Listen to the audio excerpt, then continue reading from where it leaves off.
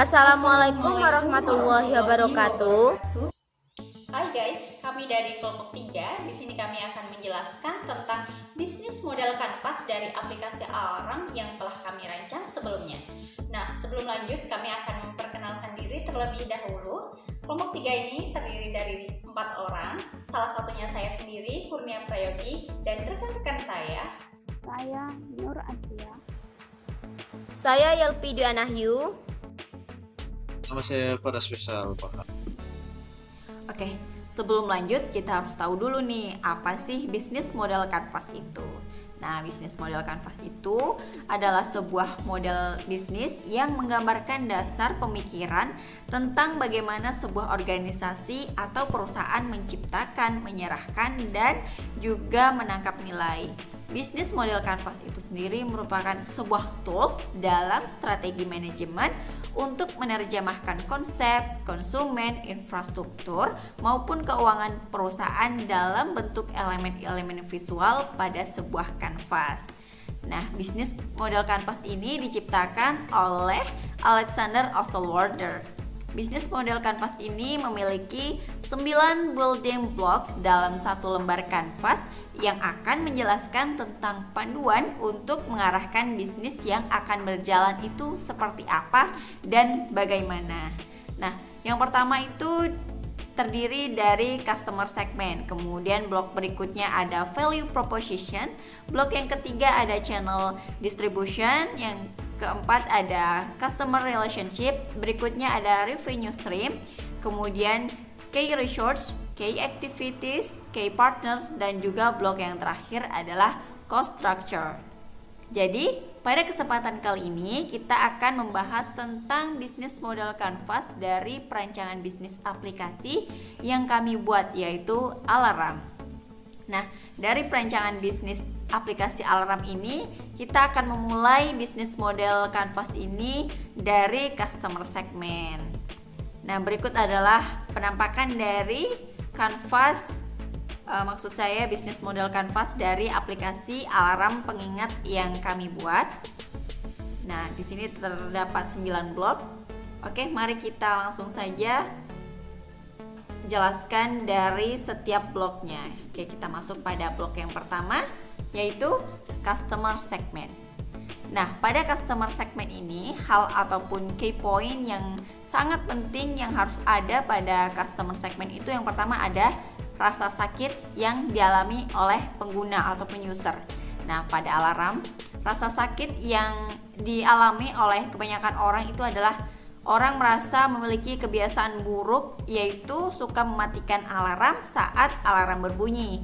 Menurut mereka, aplikasi alarm bawaan biasa yang ada di setiap smartphone mereka masih kurang efektif karena kebiasaan buruk tadi.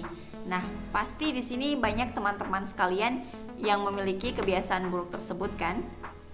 Oke, yang kedua kita masuk pada user yang tidak mau ribet.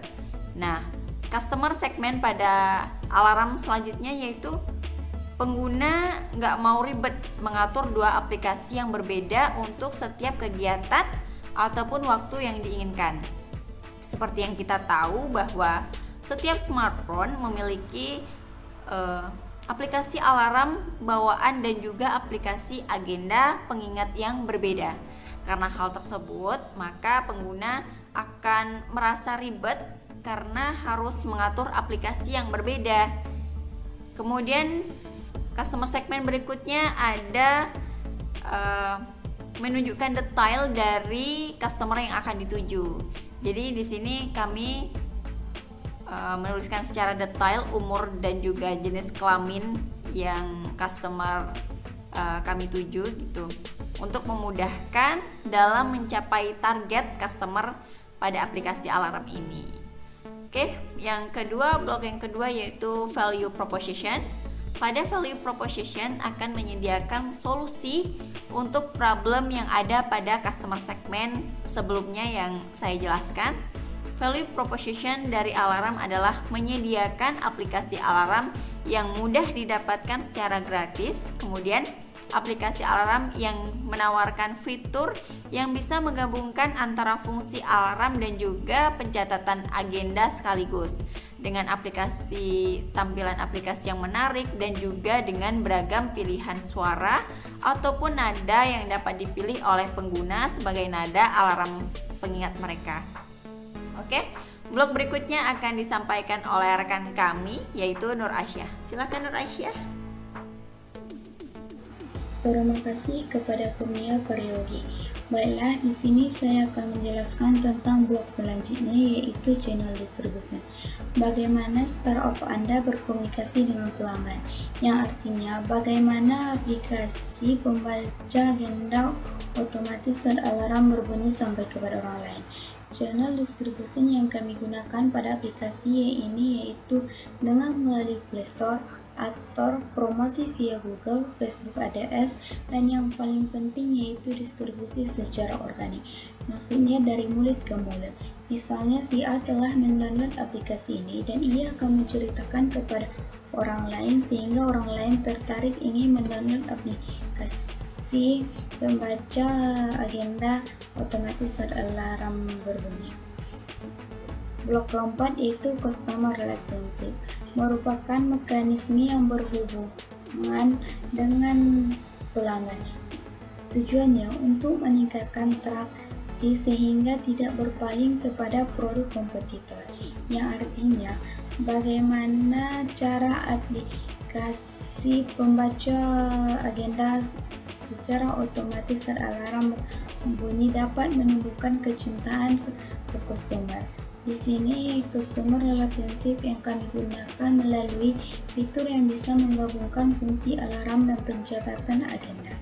Yang kedua, membuat aplikasi yang reliable. Yang ketiga, tampilan interface aplikasi yang menarik. Karena interface yang menarik dapat menarik perhatian dari customer.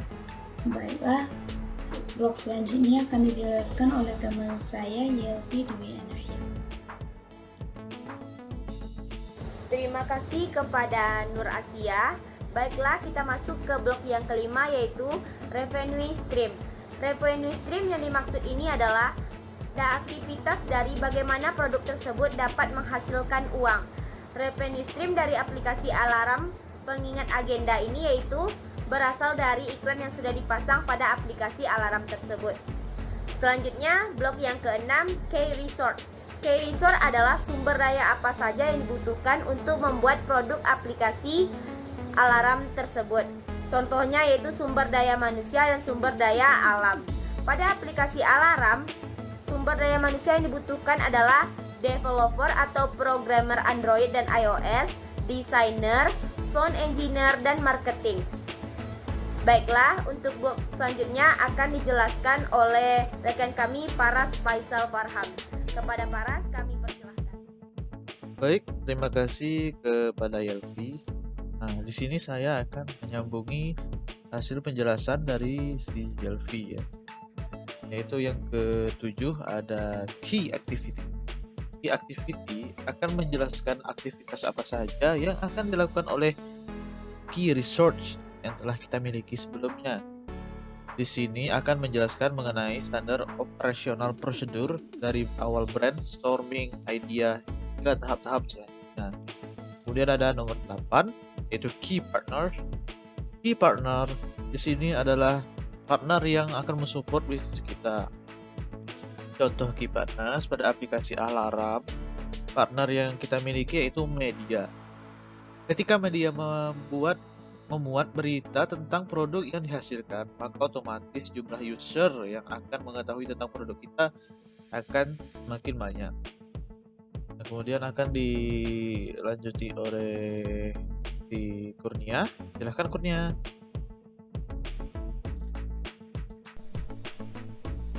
Nah, kita masuk pada blok yang terakhir nih. Blok yang terakhir adalah cost structure. Nah, cost structure yang dimaksud di sini adalah biaya-biaya apa saja yang dikeluarkan pada saat membuat produk tersebut. Nah, pada cost structure yang ada di aplikasi alarm ini adalah biaya untuk license dari App Store, Play Store, dan juga biaya untuk developer Android dan developer iOS, serta biaya marketing. Oke, dari ke-9 blok yang ada di Canvas ini sudah kami jelaskan secara detail. Terima kasih. Kami mohon maaf apabila ada kesalahan. Kami akhiri.